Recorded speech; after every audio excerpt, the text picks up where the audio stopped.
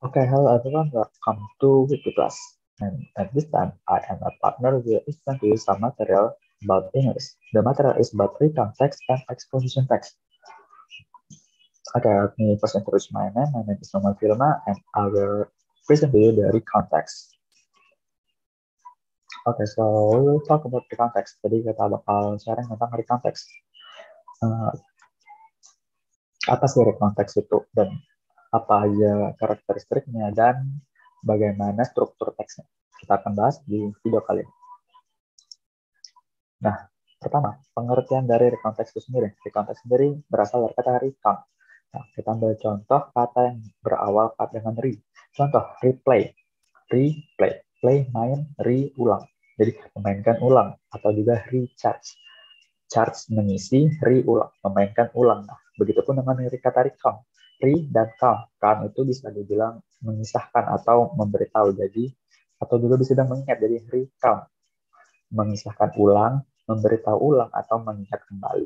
Nah, jadi, the context is a text that contains stories about our experience in the past. Nah, jadi, kata kunci ada in the past.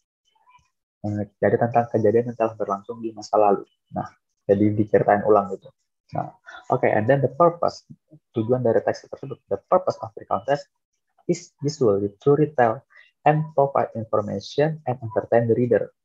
Nah, jadi biasanya recount text itu berfungsi untuk menceritakan ulang retell dan provide information dan menyajikan informasi serta entertain atau menghibur pembaca. Nah, jadi biasanya dari recount text sendiri karena dia menceritakan masa lampau, jadi di masa lampau tersebut pasti memuat beberapa informasi dan juga jika kejadian tersebut menarik maka itu akan mengentertain reader ya, jadi akan menghibur pembaca. Nah, jadi itu pengenalan tentang recount text sendiri. And then we come to the structure of the recount text. Nah, so in the recount text there are three structures. Nah, yang pertama, structure pertama adalah orientasi atau orientation. Dan yang kedua events atau kejadiannya. Dan yang ketiga adalah reorientation. Nah, kalau sudah ada orientasi, maka di akhir harus ditutup dengan reorientation. Nah, jadi struktur dari recount text itu ada tiga ya. Orientasi, events, and reorientation. Nah, orientasi atau orientation. Apa aja sih yang ada di orientasi atau orientation ini? Nah, orientation adalah bagian teks that provide atau contain a general information about the text. Jadi mengandung informasi secara general atau secara umum tentang apa yang ada di teks tersebut. Contohnya, who was involved, siapa aja karakternya atau siapa aja yang terlibat. Kemudian what happened, apa yang terjadi secara sekilas saja. Nah, terus where the events took places, jadi di mana kejadian tersebut terjadi, di mana tempatnya. Dan when it happened, kapan kejadian tersebut terjadi. Nah, jadi apa yang ada dalam orientasi? Yang pertama ada who was involved, apa karakter, terus ada what happened, terus where the event took place, tempatnya, dan yang terakhir ada when it happened, waktunya. Nah, oke, kemudian di structure yang kedua, yaitu events atau kejadian, rangkaian kejadiannya. Nah, di events ini contain the events happen in chronological sequence. Chronological sequence, jadi diceritakan secara berurut dari kejadian awal, kejadian akhir gitu. Jadi chronological sequence. Nah, gampang sih kalau events. Nah, terus yang terakhir, reorientation. Reorientation bisa dibilang sebagai penutup atau penyimpul dari kisah tersebut, cerita tersebut.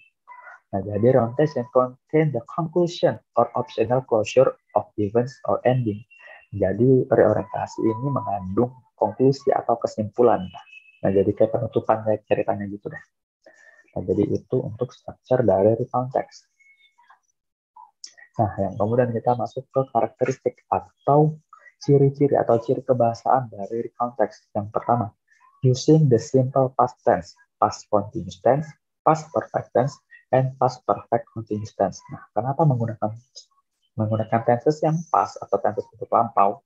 Karena seperti yang udah dijelaskan sebelumnya, recount text berfungsi untuk mengisahkan kejadian yang telah terjadi masa lampau. Makanya tenses yang digunakan adalah jenis tenses lampau atau tenses past.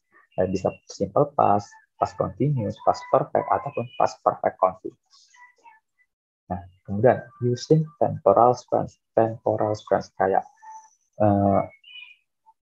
rangkaian urutan waktu gitu ya, temporal sequence. Nah, jadi kayak on Saturday, on Monday, on the next day, terus the day after, seperti itu. Kemudian fokus on specific participant, misalnya I, the writer. Nah, jadi dia tuh fokus ke uh, pelaku tertentu aja, jadi kayak nggak melebar kemana-mana gitu. Bisa jadi ke pelaku tertentu, contohnya biasanya ke saya atau si penulis dari teks tersebut. Kemudian using conjunction such as then, before, after, etc. Nah, jadi menggunakan conjunction atau penghubung, kata penghubung. Nah, seperti kemudian, sebelumnya, setelah itu, dan lain-lain. Karena kan ini mengisahkan kejadian ya, jadi temporal sequence saja, jadi harus ada kronologika, jadi diurutin. Makanya pakai conjunction then, before, after, dan lain-lain. Kemudian menggunakan action verb. Ya, action verb, tapi dia dalam kasus yang ini dia menggunakan action verb bentuk past atau bentuk lampau. Contohnya ada when. When merupakan bentuk lampau dari go. Nah, kemudian ada stay. Stay merupakan bentuk lampau atau bentuk verb kedua dari stay. Jadi itu karakteristik dari recount text. Oke, dan kita masuk ke contoh teks recount text. Nah, di sini aku udah provide sebuah recount text dari judulnya. Oke. Nah, tapi di sini kita bakal bahas tentang strukturnya dulu ya, struktur. Nah, di sini kan dia gak berparagraf gitu, jadi dia kayak per line aja, per sentence. Jadi jadi bisa dalam paragraf. Jadi mungkin agak sulit untuk menentukan strukturnya. Kalau misalnya per paragraf, mungkin itu akan lebih gampang karena paragraf pertama itu biasanya terdiri dari orientasi, kemudian paragraf berikutnya events, dan paragraf terakhir adalah reorientasi. Nah, sedangkan yang tidak berparagraf seperti ini mungkin agak sedikit tricky. Nah, jadi kita kembali ke strukturnya aja, jadi biar gampang. Nah, di orientasi ada apa sih? Ada karakter atau who was involved, siapa saja yang terlibat. Di sini siapa yang terlibat? I. I ini saya atau penulis. Kemudian ada with my friends. Nah, jadi I and my friends. Di sini ada I and my friends. Itu yang terlibat. Nah, terus what happened? What happened? Di sini what happened ada spend my last holiday. Spend my last holiday. Jadi menghabiskan liburanku yang terakhir. Jadi liburanku yang sebelumnya gitu. Nah, terus where the place, where it took place. Nah, jadi di mana? Di Karimun Jawa.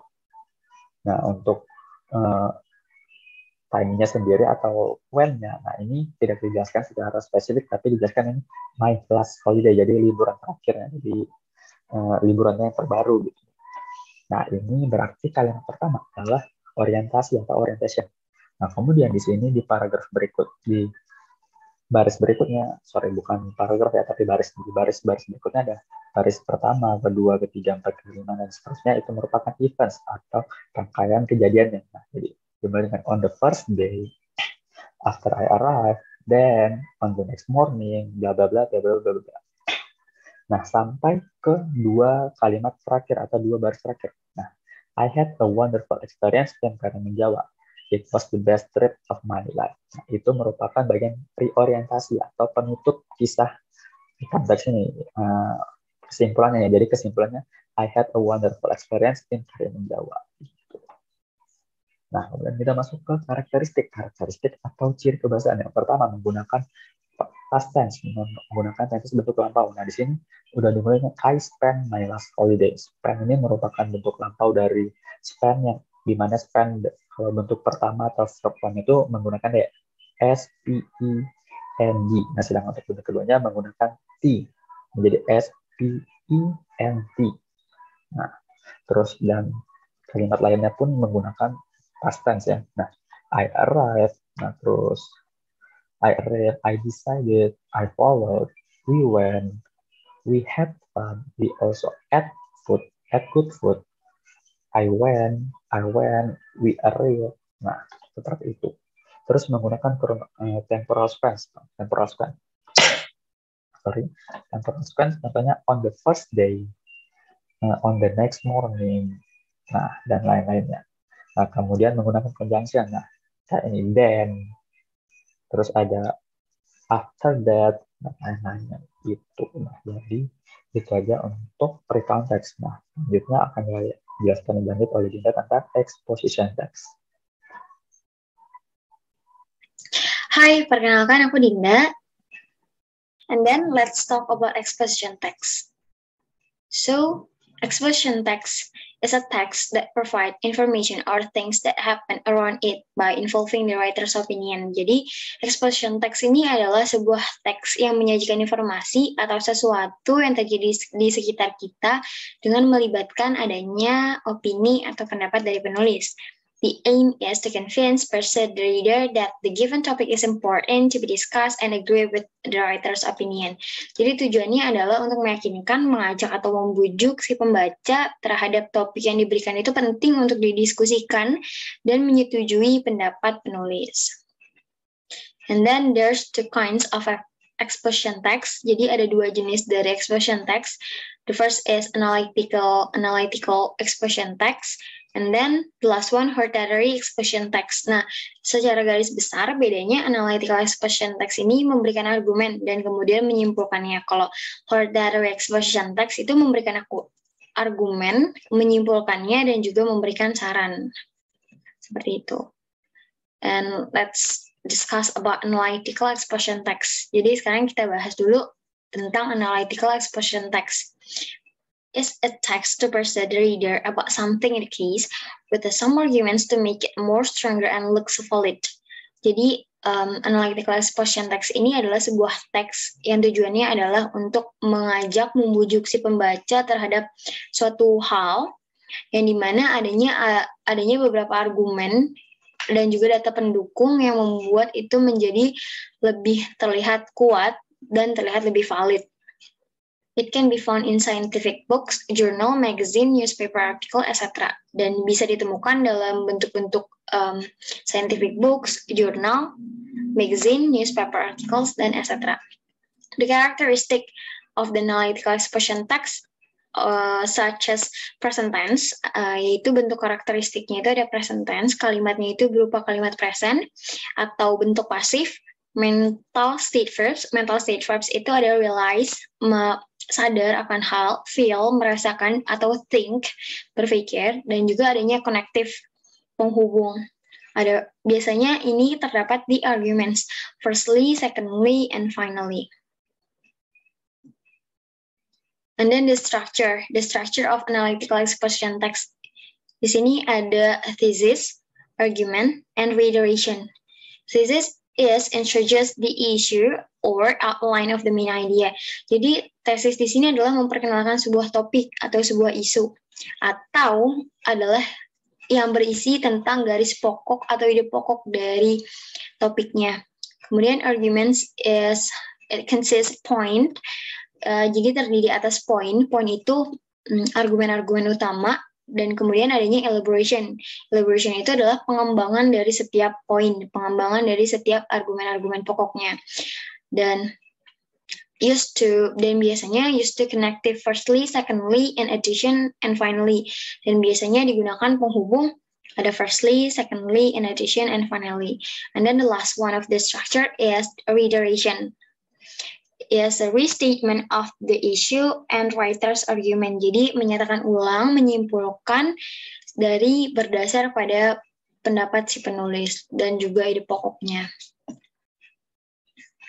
And let's take a look of this example. Jadi kita lihat contohnya di sini ada thesis, ada arguments 1 dimulai dari firstly, kemudian ada arguments 2, secondly, and then arguments 3, finally, and the last one, reiteration in short. Jadi seperti itu. And then next to the last one, kinds of expression text is a hortatory expression text, yaitu jenis kedua dari expression text. As a text to persuade the reader about something in the case, with some arguments to make it more stronger and looks valid, and gives recommendation why we should this or like this at the end of the whole text.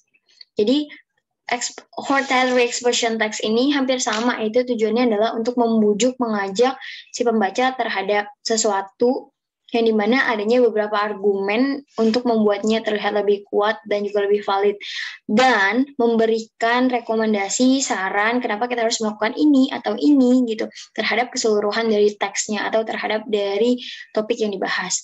And same as before, jadi it can be found in scientific books, journal, magazine, newspaper, article, etc. Jadi sama seperti sebelumnya, bisa ditemukan di beberapa tempat seperti ini.